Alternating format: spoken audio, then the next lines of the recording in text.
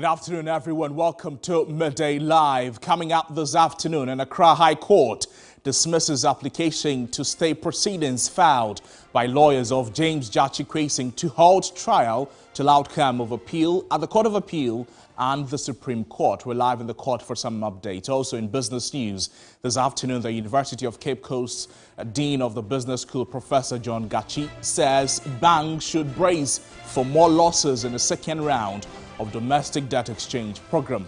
On the international front, Nigeria confirms outbreak of anthrax disease. We have details of these stories and a lot more coming to you in the next 60 minutes if you stay with us. We're live also on all our social media platforms at TV3 Ghana, Live 2 on DSTV channel 279.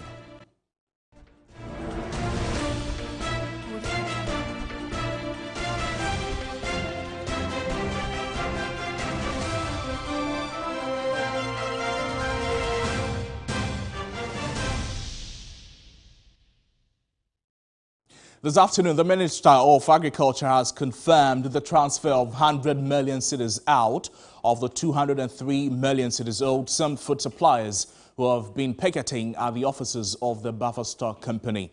Making a statement in Parliament after the Speaker summoned 3 ministers to the House, Agric Minister Brian Acheampong says by August 17, the rest, which constitute 50% arrears, will be paid to the suppliers. Kamala Kluche is joining us with some more updates on the happenings in Parliament. Kamala, thank you so much for joining us. This is coming to much of a relief to the suppliers. What more has been happening in Parliament?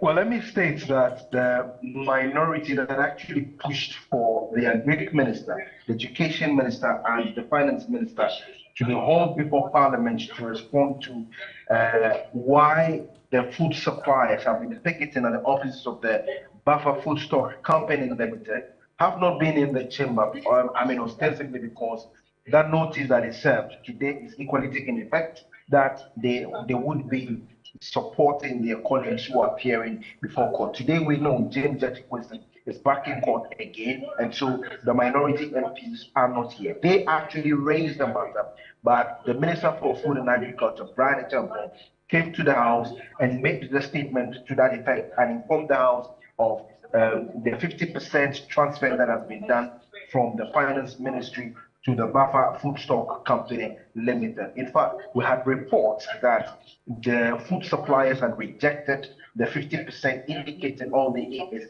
the total payment of this. But the minister is indicating that yes, there are difficulties. However, they've been able to come up with this. And so some understanding should come from the food suppliers that once they have committed themselves to paying 50% now, just August, just for a month's time, they will be able to pay up to show up to the full amount of the 203 million. This was what he had to say on the floor a short while ago.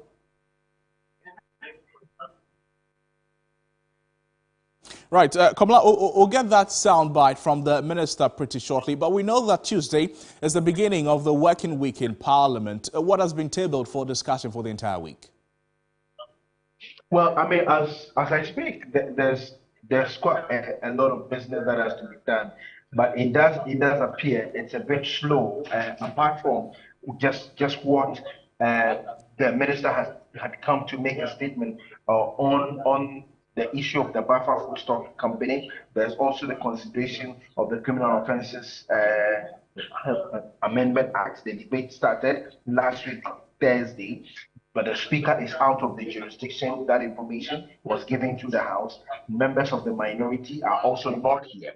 But let me state also that it's not just on the issue of the Greek Minister of the Buffer Food Stock Company, but also the Minister of Health was scheduled to come to the House and also respond to questions to members of the House, especially those on the minority side. They are not in the House to ask the questions. And so the First Deputy Speaker, Joseph Osei-Wusu, has directed that the responses given by these ministers be captured in the order paper. And so it means that the minority would not have the opportunity to ask those questions again, and also where supplementary ones are necessary, they'll ask. More often than not, when they have the opportunity, they are able to ask supplementary or what we call the follow-ups for the clarity and all that. But as it is now, they have lost that opportunity. And it does appear that they may not be able to ask that again, as the First Deputy Speaker has directed that the responses be published in the order paper. This is what it is now. As to how long the business of the House is going to go, I'm not too sure. Just on the screens at the back of me now, it's just a statement that has been made on the effects of flood in the country. Whether just after this they are going to continue with the debate on the criminal offences and the amendment of the criminal offences bill. Well, we are yet to know that, but I mean, it's been quite a slow one, but quite a number of the MPP inside the House. At least before going on air, I counted actually not more than 30 of them though, who are on the floor of the House as we speak. Komla, thank you so much for those updates. Komla Klusha joined us for updates in the House of Parliament. Let's now take a listen to the Agric Minister intervening to the concern of the suppliers. Speaker, currently, buffer stock owes its suppliers about 203 million Ghana cedis. The Speaker, since 2017, buffer stock has done big business with the suppliers to the tune of 2.7 billion Ghana cedis. In 2017, it was 81.1 million. 2018, 296 million. 2019, 441 million. 2020, 467 million. 2021, 692 million. 2022, 726 million. Mr. Speaker, buffer stock has made payments in respect of 2017, 2018, 2019, 2020, 2021 in full. Mr. Speaker, in 2022, of the 726,617,881 Ghana cedis, 500 million cedis has been paid to the suppliers. We still owe suppliers a little north of 203 million Ghana cedis. Such release, Mr. Speaker, we've sent to finance, and last week we received 100 million, which is 50% of what is due the suppliers. We have transferred same through the processes to buffer stock. We're hoping that, Mr. Speaker, by the midweek this week, that 50% will be sent to suppliers. Mr. Speaker, I have also assured the suppliers that by the 17th of August, as we commence the payment of the 50%, 17th of July. Agric Minister speaking there. Still in Parliament, government's 4 billion cedis indebtedness to the District Assembly Common Fund had come under intense scrutiny as the minorities demanding payment before the presentation of the media budget review. Minority Chief Whip Kwame Agboja-Govern says the delay in the payment since 2018 is unacceptable. The inability of government to pay or release monies collected through tax revenue as required by law to the Common Fund administration for onwards distribution to the district assemblies in the country, once again is creating inefficiencies and challenges at the assemblies. You and I know that part of that money, which is tax revenue, is 5% of that is supposed to be distributed equally to the number of district assemblies in the country. However, since 2018, government continuously default in the prompt releases of monies that has already been collected. This is not money government is supposed to go and borrow. It is a component of tax revenue. So we are not asking government to go and do anything different. It is just 5% of what you have collected. That is given to the assemblies. You understand that these monies, when sent to the assemblies, form part of the critical interventions the assemblies make in our various communities. Either it's used to fix the roof of that only basic school that is in your hometown, or it is used to support the District Health Directorate to provide places for the District Health Directorate to have a cheap compound, or it is supposed to be used to support people who need critical help, or even the feeder roads to be able to grade or reshape some of the roads in our communities whilst we wait for the major interventions by either feeder roads or highways and other things. As we speak, government owes about 4 billion of these monies to the district assemblies. The question is, are the assemblies asking for government to go and borrow money to do anything? No.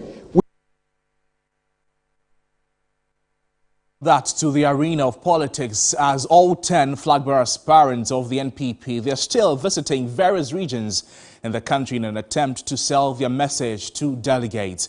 The Vice President, Dr. Bawumia, has already been to Salaga in the Savannah region. Another key contender, Kennedy Agyapong, is also making inroads in the Ashanti region, with the former Trade and Industry Minister campaigning in the Volta region. Well, flag-bearer hopeful Alan Kyerematen is optimistic he is the only candidate who poses a threat to the electoral fortunes of the NDC in the Volta region. He insists the 2024 general elections will be won leveraging on candidate message and campaign style. I have been going round the whole of Ghana,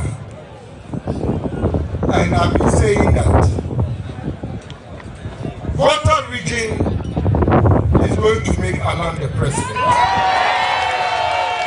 For us to break the 8, there are 3 things that must happen before we can break the 8. Number 1, you have to elect the right leader. Number 2, you need to have the right message. Number 3, you need to mount a vigorous campaign. These are the 3 things that can make us win power. They want you to look at all of us very carefully. Who is it that is likely that when he becomes the flag bearer can become the next president of Ghana? There's only one person among the contestants. This is what the 6 million people are telling you. Who you can market to the whole of Ghana, and that is Alan Kyerematen. Politics is about numbers. So as a party, the first thing you have to do when you are selecting a candidate is to make sure that that candidate can maximize the votes of the party in their stronghold. True or false?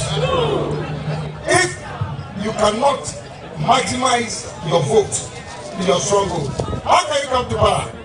Your own stronghold, you cannot get the majority votes. How can you come to power?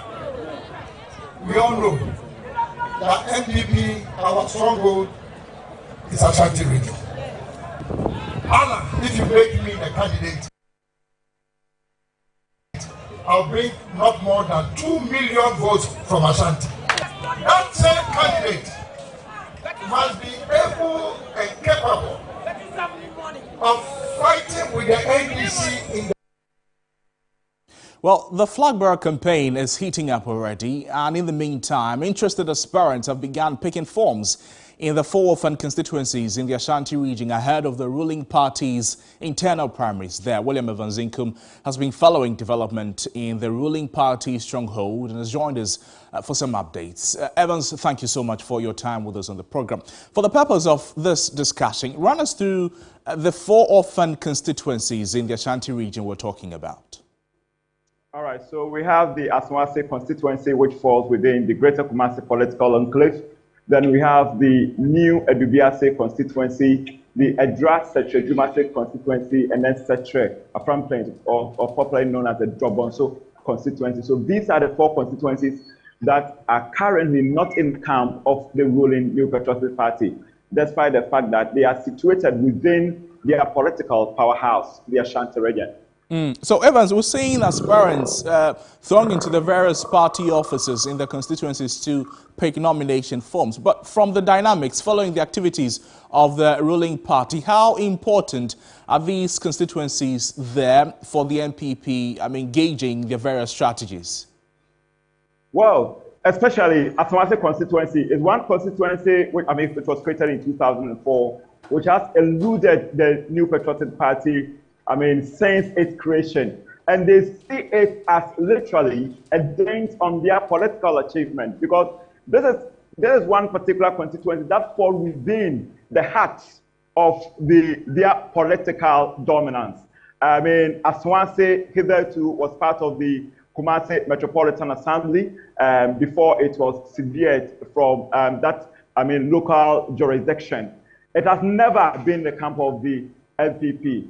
With the exception of the fact that before 2004, it was part of the Asuka constituency, the Asuka constituency, which of course, ruled by the NPP. But since its creation, it has never fallen into the camp of the NPP. And it is one particular constituency that they have been working fervently to at least snatch the seat. The closest they came was in 2016, when they closed the gap by 5,000 or a little over 5,000 votes. During the time of Alidu's, candidature. But in 2020, it was a disaster, a total annihilation. Right. Because Muntaka was able to also open the gap with an excess of 20,000. So it is something that they are looking forward to. Then, of course, they want to get the new Adubiasi seat back. In 2016, they lost it. About 2020, they lost it. 2016, they grabbed the seat, but in 2020, they lost it. Jobonsu State is also one particular seat that they are eyeing. They've never gotten that particular seat, and now they will have to face a woman candidate coming from the NDC. Then, of course, the last time they won that seat was in 2012. They lost it, and now they want to get. So they are kind of gathering their arsenals. Right. But among the four, if I should tell you one seat that is very dear, they want to grab is the Asawase constituency. Evans, thank you. We'll find time and engage more with you on this subject of the orphan constituencies in the Ashanti region, the NPP's stronghold. Still in politics, an Asante Central MP, Kennedy Agyapong, who has also been touring the Savannah region, is coming under some scrutiny following his comments last week. Banasco Ampewansa is a spokesperson of the Kennedy Agyapong campaign team. Let's speak to him shortly. Ben, thank you so much for joining us. First off, where is Kennedy at the moment, and what has the reception been like? Thank you very much, Kobe. Let me say good afternoon to your cherished listeners and viewers. And let me also make a quick correction that I'm not the spokesperson. The spokesperson is lawyer Modake, but I am a member of the spokespersons. Right. Therefore, in number, our head is Amodake. As rightly said, Kennedy Agyapong is in the northern part of Ghana, specifically the Savannah region, where yesterday he visited for the constituencies and had interaction with the delegates and party faithfuls. The core mission for that visitation is to resurrect the dying spirit of the party grassroots, who most feel that they've been neglected despite the successes chopped by the government, respectfully to the entire nation. The grassroots of the party, the core members who, when it comes to time of sacrificing their energy, sacrificing their time, sacrificing the little they have to ensure the party gains victory, the victory is well secured. But when it comes to opportunities, issues are great and most often they are neglected. So he's speaking to them, and their delegates are listening to the message of hope. As rightly captured, that is the hope for the hopeless and the voice for the voiceless. And that is what we seek to do, and we're doing it perfectly. As we speak, we are so, Ben, as your candidate continues his campaign, he's coming under some fire or criticism for comments he's making attacking the vice president. How is this his strategy, and is it working for him? Let me make a quick correction that my candidate, Kennedy Agyapong, is a true patriot who believes in the ideal of the party, who believes that the party has the quality of democratic credentials that makes us the most unique and democratically accepted party to belong to in Ghana and maybe in Africa as well. So his campaign has been on a message-driven campaign where he shares his vision devoid of any personal attack to any individual. This issue of banter and response to comments that are certainly made to attack the person of Kennedy Agyapong started when we had visited Western and Central region. That is where a concocted video or audio visual was made and a voice was put over it that the man Kennedy Agyapong had gone to make certain statements in the Western and Central region where they alleged that fake, concocted and deliberate attempt to hit the head of Kennedy Agyapong against other people was made to portray that he made a comment that certain people from certain parts of the country had been given the chunk of appointment, which was never true because they could not state specifically where he said it or the place he said it. Okay. Central region is 23 constituencies. Okay. We did 22 minus Asin North. And then we did 17 of the Western region. Ben, thank you. 49. But they made the statement that he had made a comment without showing us that you made this statement at this place or that place. That's the premise of response to comments made by people. My candidate has always trumpeted his campaign on 4 thematic areas. He is of the view that we're going to develop Ghana using tourism. Right. Other countries have rightly done. Secondly, as he has done at Atebu Guamantin, where he has established a starch factory that people that have not even gone to secondary school can go and peel cassava.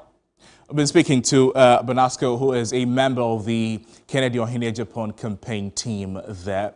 Away from the political arena to some issues concerning the court. And the Accra High Court has dismissed an application to stay proceedings filed by lawyers of James Gyakye Quayson to halt trial till outcome of appeal at the Court of Appeal and the Supreme Court. Trial will therefore continue with prosecuting first witness to testify. A cross-examination by lawyers of James Gyakye Quayson is underway. Last week, Deputy Attorney General Alfred Tuah told lawyers of James Gyakye Quayson that their application and the Court of Appeal do not automatically stay proceedings relative to his criminal trial. This was after lawyers of James Gyakye Quayson filed an application at the Supreme Court to stop the High Court from hearing his trial until the determination of the appeal at the Court of Appeal.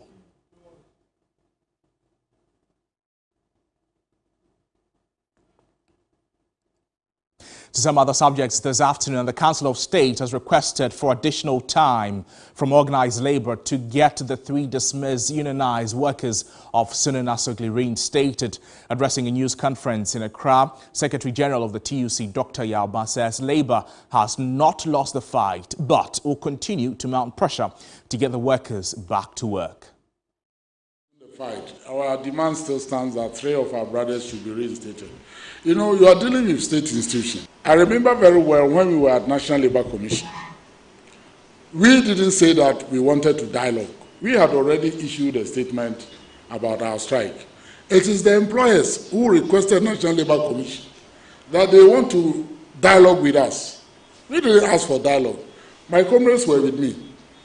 And even there, people were like, are they sure they wanted to dialogue with us? But that's what they requested. And the National Labour Commission asked us to continue the dialogue with them. You know, so we didn't ask for dialogue. We had already issued a statement. But once National Labour Commission said, if employers say they want to dialogue, workers, you can't say no. So go and dialogue. Then the Ministry for Employment took it upon itself to moderate the meeting. And we were expecting that the day they put the offer that they were going to take the 3 guys, subject to they writing the apology letter, we thought that we were almost done, only for them to come and withdraw that offer the next day. So we haven't done anything wrong. We think that the path we have chosen is the right path. To the Ashanti region now, where the Asante Achem Central Municipal Security Council has mapped out a strategy to clamp down on illegal miners in the area. This follows the collapse of a mining pit that claimed the lives of 2 illegal miners on Saturday. July 15, Ibrahim Abubakar has revisited the area and is joining us for some update. Ibrahim, thank you so much for joining us. This is not the first time you've been to the community, particularly in the municipality. Tell us, it appears the fight against illegal mining is unsuccessful in some mining areas. What is the current state of illegal mining in the Konongo Dumase municipality? Well, Crosby, I think that ending illegal mining in this area is going to be a difficult task. Like you said, this is not the first time we are going there. We know government commenced this fight in 2017. Yet you move to this area and even some other mining communities and you realize that the illegal mining activity is going on. If we can recall, last year around November, a pregnant woman even lost her life whilst attending to nature's call in a home, and suddenly the toilet facility caved in and landed into a mining pit. So this area is known for what they call in-house mining. So you go to the various communities and most of the houses have turned into a mining site. They do the mining inside the rooms and even in their kitchen. So that community is now a bit volatile if the media men go there because they know we are going to expose their issues. So currently, I'm just at the office of the municipal assembly, and they have also finished with their meeting. They wouldn't give us or they wouldn't disclose the roadmap to us for security reasons, but they are telling us that the security will be firm on the ground to ensure that they end these illegal mining activities in and around the Odumase area.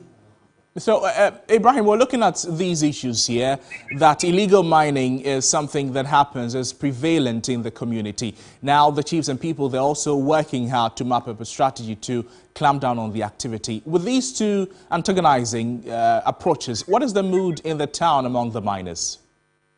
Well, Crosby, when you go to the community, apart from the grieving families who I would say are mourning the loss of their relative, life is back to normal. It's as if nothing has happened. People are going about doing their activities. In fact, I was even told that some of the miners have gone to the mining sites to continue with their illegal activities since they have no license to conduct in that activity. So for them, this is not the first time someone is dying in his line of work. That is what they say. They will even tell you that journalists also die in their line of work. So it is nothing new. So far as they don't have any means of employment, they will continue conducting in this illegal activity until they get some form of employment. Right. In fact, for some of them, it has reignited the calls for government also to make sure that it ends this illegal mining activity so that more lives will be saved. Briefly, Ibrahim, so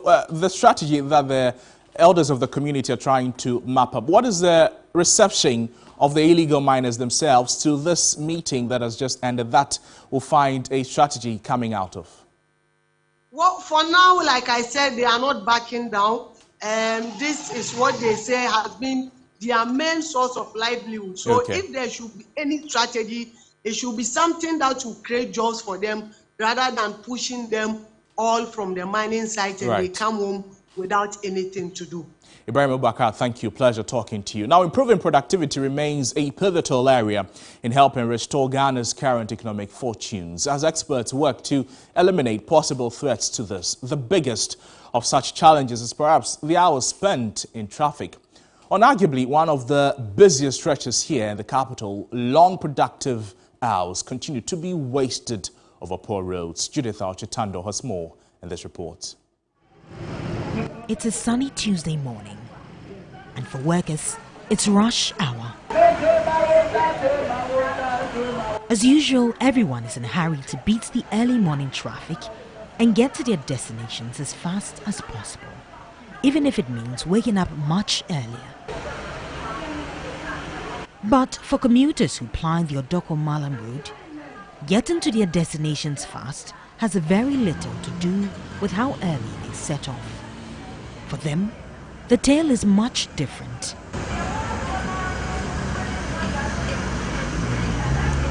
This road serves as a major highway for persons moving from Circle to Weija, Kaswa, Winneba and its environs. Yet the huge craters left in the road have created a sorry sight for regular commuters. We spend so much time in this traffic just because of that road in front there.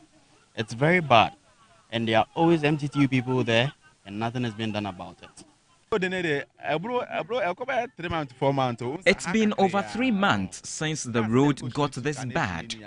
All the cars going to Kaneshie often slow down, and those of us making U-turns get stuck.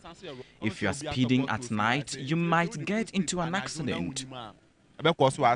They do it often, but it gets paused too often. So that causes a lot of traffic. You can check the front there. There are several factors that come to play here. Cost of fuel, cost of spare parts, and most importantly, the hours that die away for commuters stuck in gridlock. Even now, there are noises under my car. I have to buy an absorber tomorrow. Government should help us because we are already struggling. The road which serves commuters coming to the Central Business District from as far back as Central Region and vice versa is in such bad shape that drivers are struggling to maintain their cars. We always change spare parts. Suspension system is always weak. And sometimes you give up on buying because you buy, the next day you're going to come through this road. So you give up on buying. It's rough, bumpy and undulating. Yet, this is for us coming through only for a few hours of reporting under the sunny weather. So, imagine what the situation is when it rains. Well, now you may have an idea. It's evident that until this road is fixed, commuters will continue to bear the brunt. Judith Chitando, TV3 News, Odoko, Accra.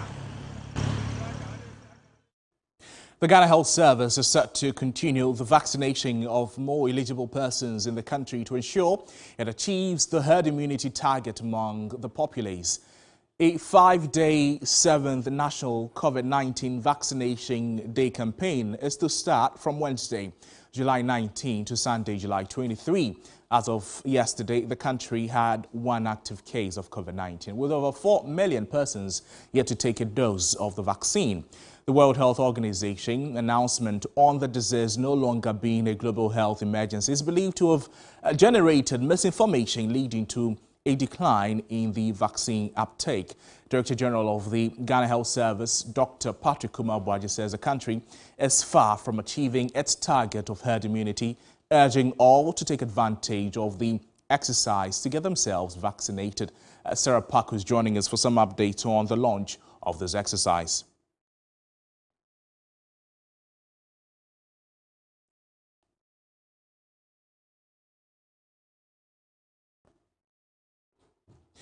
We're trying to work the lines and speak with Sarah Penkro-Paku, but this is Midday Live on TV3. My name is Noble Crosby, and we're going for a break. We're back with more stories. Please stay with us.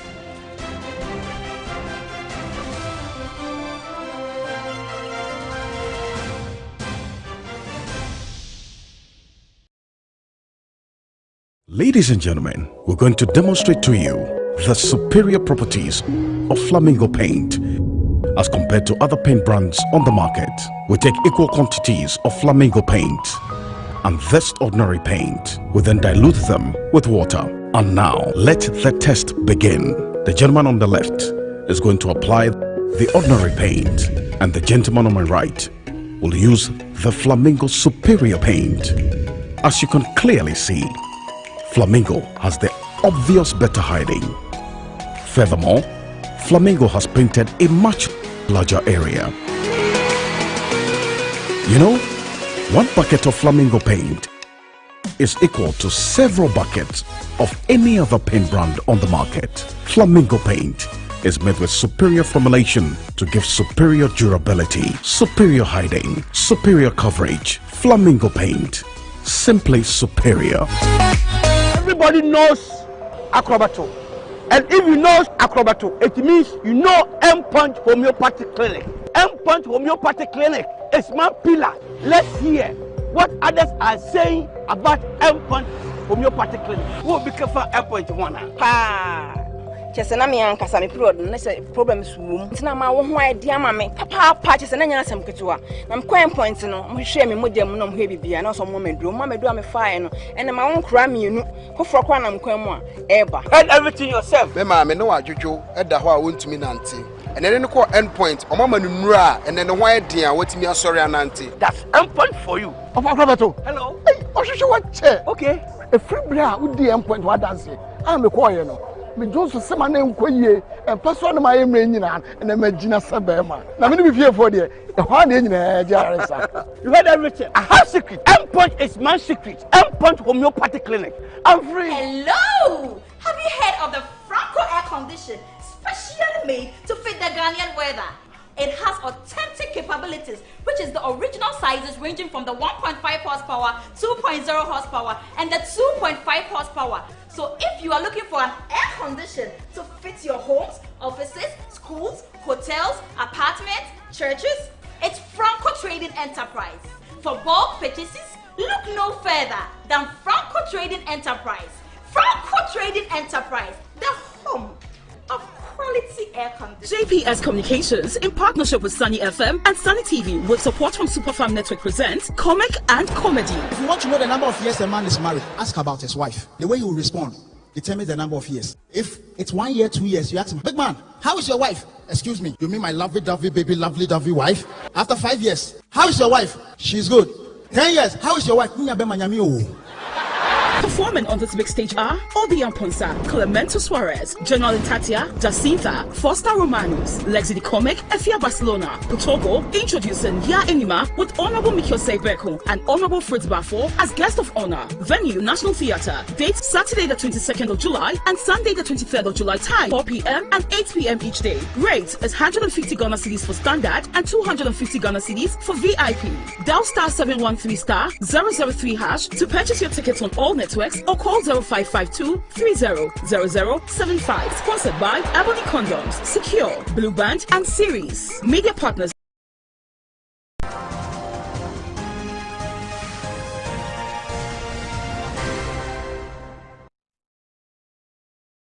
Welcome back to the broadcast. Business News is up next. Manuel Full is here to bring us the latest in business. Over to you, Manu. Thank you, Crosby. Welcome again to the business segment. My name is Menu Afol. In our first story, economist Professor John Gachi says banks should brace for more losses in a second round of domestic debt exchange program.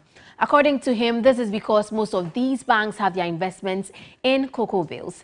His comments follow calls by Cocoa Board to holders of its short-term debt securities to voluntarily participate in a new domestic debt exchange program. To deny the owners of the banks from their share of the profit, it brings about uncertainty in terms of cash flow, because other condition is that those who are holding these bonds, the government has a right to revise even the terms as we go along. So that defines uncertainty for their cash flow. It put pressure on them in terms of profit making. Definitely, the losses that they are making will be deeper than it used to be. So that is what is expected. And of course, some of these things also has a repercussion on the capital of the bank and the liquidity position. And we need to also appreciate that when you look at the terrain so far, you will see that the banks, one way or the other, they are on the one hand with the regulator, and the customers and creditors are on the other hand.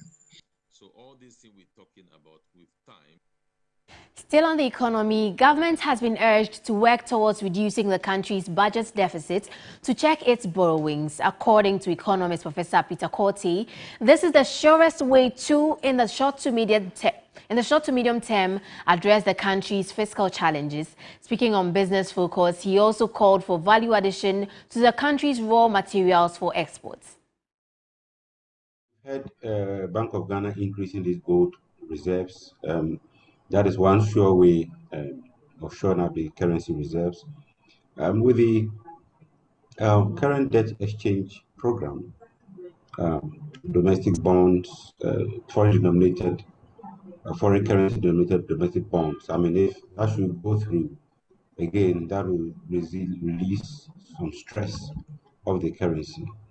But these are short-term measures. In the long term, what has to be done is to ensure that we have fiscal balance. We ensure that our fiscals are in good condition. Once we don't have huge budget deficit, there will be less stress on government to borrow to finance its expenditure as well as in capital expenditure items.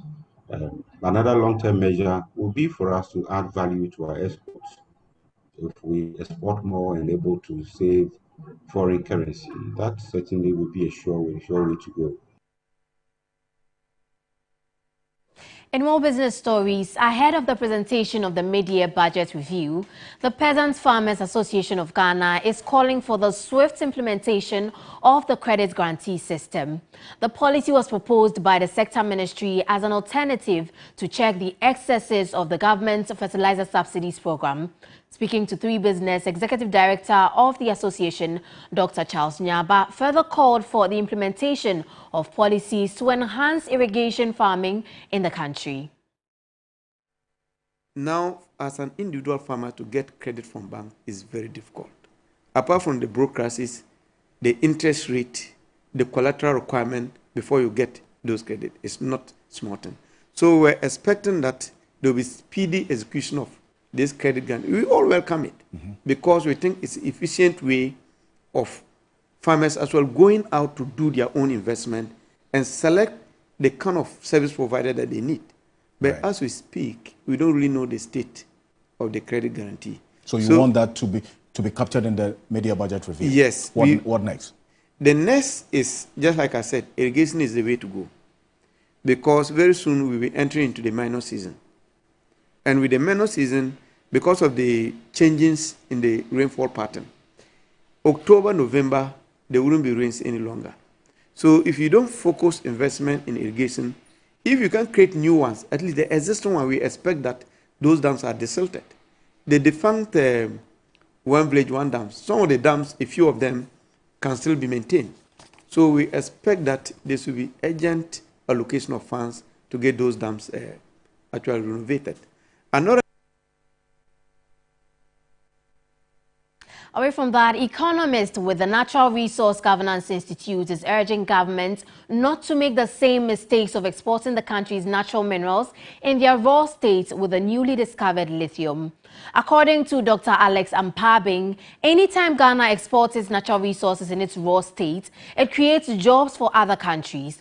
He spoke to 3 Business at the National Stakeholder Dialogue on Energy Transition focused on lithium discovery in Ghana. Environment for value addition, then along the supply chain, we're actually going to employ Ghanaians. But if you just dug the raw soil and take it abroad for processing, one, there's a reduced value because you are not sending in the form that makes you competitive. You are just sending the raw material. So it will just make us an exporter of a raw material used for lithium production. But we need to go to the step further to create the necessary value addition channels along the supply chain to ensure that, one, we have value for money, and number 2, there is job opportunity and prospects for our people, and finally, it makes us more competitive. Yeah. And that's how we wrap up the business segment here on Midday Live. My name is Minu Aful. Stay with us. We'll bring you more news right after the break.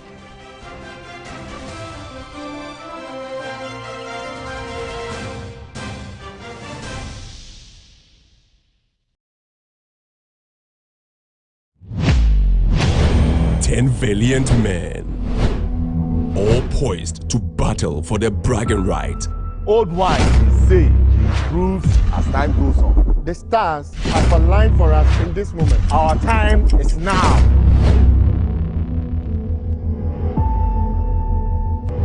We did not come to first hour shows. We came with our own. Fresh power, phenomenal strength, new and never seen before. Who takes the title? Ghana's Strongest, the power to do.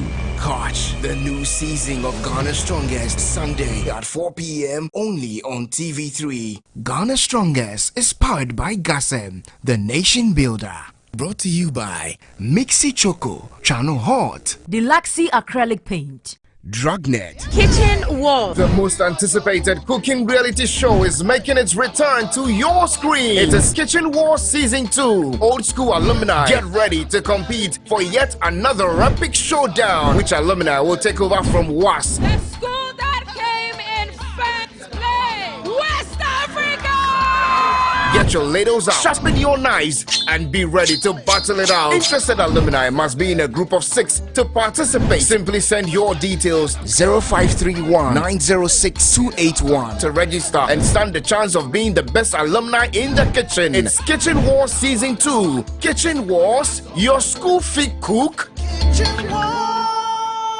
Kitchen Wars, coming soon on TV3. Brought to you by Gino Tomato Mix. And Napa Foods, say Napa, enye ono soko.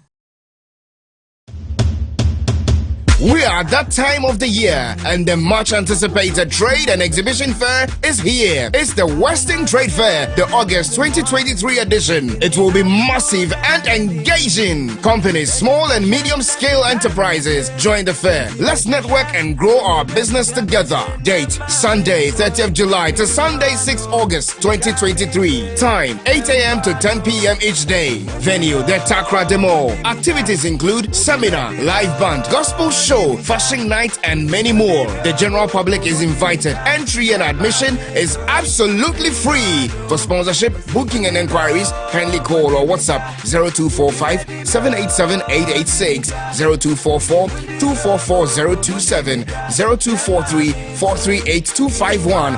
Partner, Takrade Mall. The Western Trade Fair is powered by Connect 97.1 FM. Connect Western Trade Fair, a Gwedifu One Bronya. I've been watching you from a distance.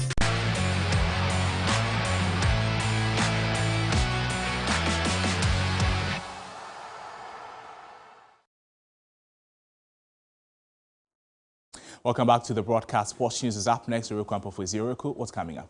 Well, thank you very much, Cosby. We'll be focusing on Lionel Messi, who's already been unveiled in the United States of America. And the next big news is that the Argentine is set to make his debut in the U.S. on Friday. Now, to see him in person, you would have to pay a sum of around $110,000 to purchase tickets to watch the World Cup winner play. Messi's contract reportedly gives him the option to become part owner of the club and a cut of the streaming revenue as well with Apple Pay. Now, fans are traveling a distance of around 700 miles just to watch Messi play against Charlotte at home.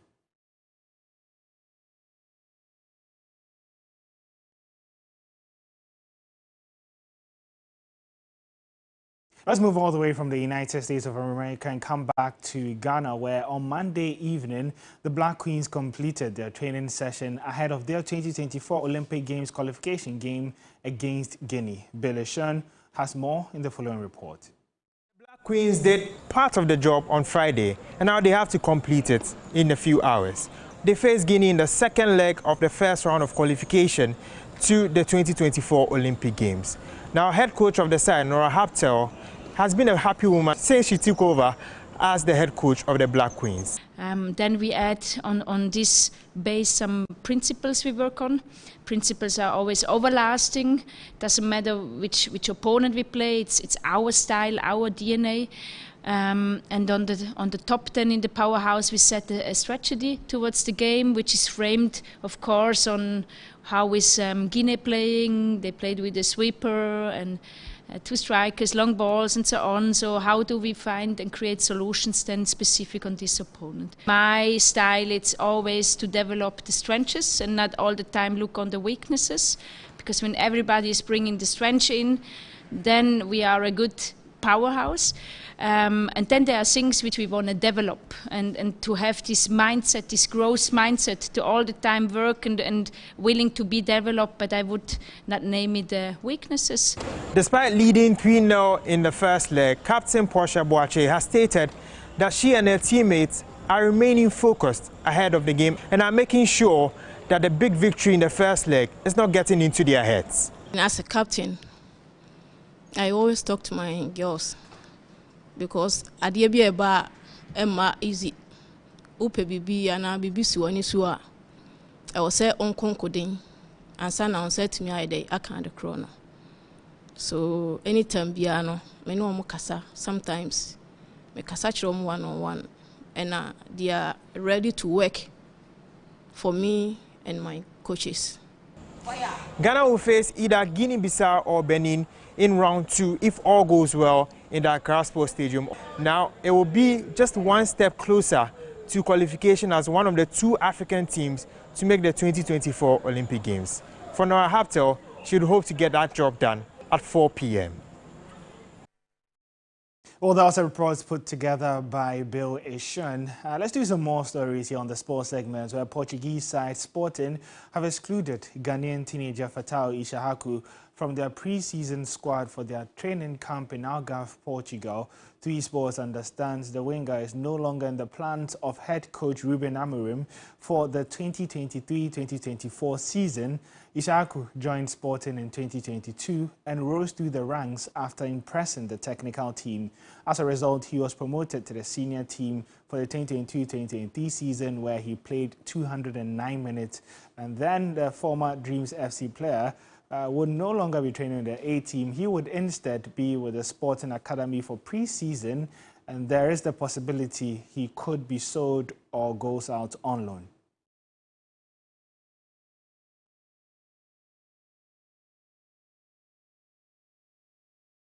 Let's move away from football, where the 2026 Commonwealth Games are in doubt after the Australian state of Victoria cancelled its plans to host due to budget blowout.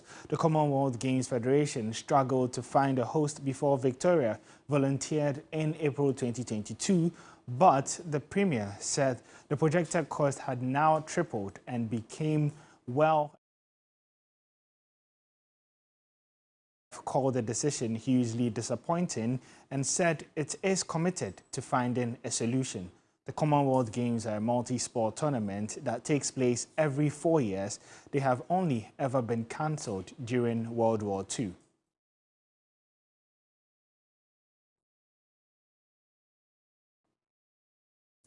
Well, that's how we're wrapping up the sports segment here on Midday Live. My name is Ore Kwampofo. If you're after some more sports stories, you can follow us on social media at 3SportsGH. Up next on the bulletin is entertainment with Noella.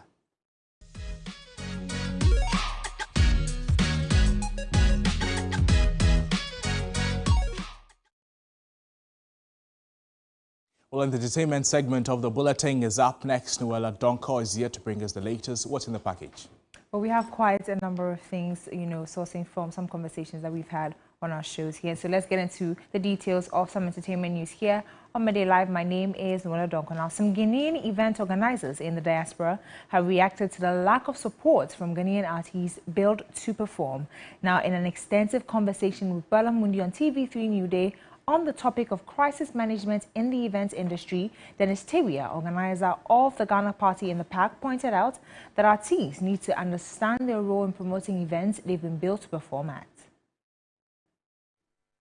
It's such a shame. This is more of a bigger issue than Ghana Party in the Park. I'm just the reason why I'm putting it out there. Yeah. Okay. Artists could take to social media to put out a statement about them not coming for whatever the reason will be. However, you've booked an artist. It's not a whole of 6 to 8 weeks to promote the event. They've not promoted the event that they are performing at. However, they have the chance to put out a statement rather to say they're not coming because of X, Y, Z. Our system between the whole ecosystem is not working. And these artists have to realize that we are there for them. nobody better will promote you than a Ghanaian promoter in the diaspora. Okay. There are other companies that are now coming into the fold, whereby we've prayed for them to come into the fold. But also do remember, there's nothing better than your organic Ghanaian promoters or your community here in the diaspora. It doesn't make sense to me, an artist has got various artworks and hasn't posted the events they're performing on. However, they are quick to take to social media to put out a statement saying they're not coming.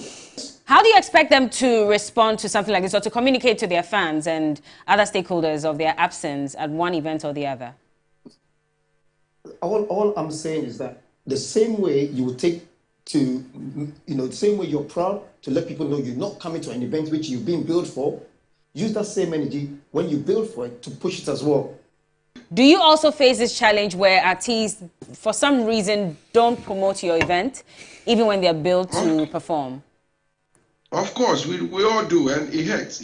Sometimes, like they always say, like what Don said, they're not promoters, obviously, but it's event that you are performing on. That is really wrong. Yeah. Once you're on the event, we billed you for it, we paid you. Agreement has been signed. I don't need to call you before you post the flyer. If in this Ghana Music Award, you do a nominated flyer with the artists, all the categories that is in, you send it to them. They don't post it. Yeah. It's really nice. Your fans in London will see on your page that, you post it. You said, yeah, you are coming. Not all of them, but majority of them don't post it. And it's not good. They think they're doing us, but they're not. So how then do we ensure moving forward? Because even signing a contract with them does not necessarily encourage them to post it. What are we going to do to ensure that as many of them promote the event ahead of time? Yeah, I know. Some of them will say to you, what they will say, I just want to get to UK, unless maybe if I don't come, blah, blah, blah. So why should I post it? But once you sign the contract, you've been to the embassy, you got your visa. What does that tell you? You receive a down payment. Exactly. It means you are coming. So what is stopping you from posting it? And if you go ahead and you start talking, it will be like, you talk too much, blah, blah, blah. So most of the time, to be honest with you, I don't even bother chasing them. I don't call you. If you post it, post it. If you don't, you come to the event and you see it's still packed. Now away from that, global dancehall, reggae and Afrobeats icon Stonebwoy has kicked off his highly anticipated Fifth Dimension North America and Canada tour with an electrifying performance at the Bayfront's Reggae World Music Festival on July 15. Now, the renowned Guinean singer-songwriter and performer set the stage blazing in Duluth, Minnesota, captivating fans with his signature blend of infectious energy and soulful vocals that defined his remarkable artistry. The Bayfront's Reggae World Music Festival show marked the official beginning of Stonebwoy's extensive world tour, aptly named after the trending album Fifth Dimension, and continues its journey across North America and Canada before heading to Europe later this year for a 3-date UK tour.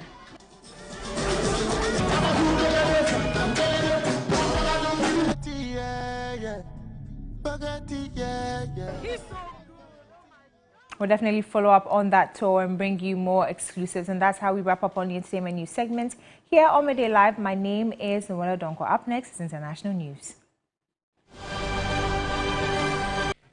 Nigeria is gearing up to stop the spread of anthrax after cases were reported at a livestock farm northwest of the capital, Abuja. The outbreak was confirmed by the Agricultural Ministry after symptoms of the disease were discovered at a farm in Gajiri along the Abuja-Kaduna motorway in Niger State.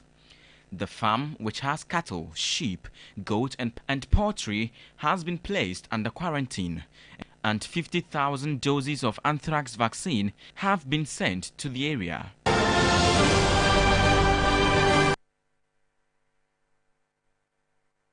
Well, that's our package for you this afternoon, but there's always more news on our website, 3news.com, if you log on for more. On behalf of the entire production team, thank you so much for making time to watch Midday Live. My name is Noble Crosby, and I'll see you again some other time. Bye-bye.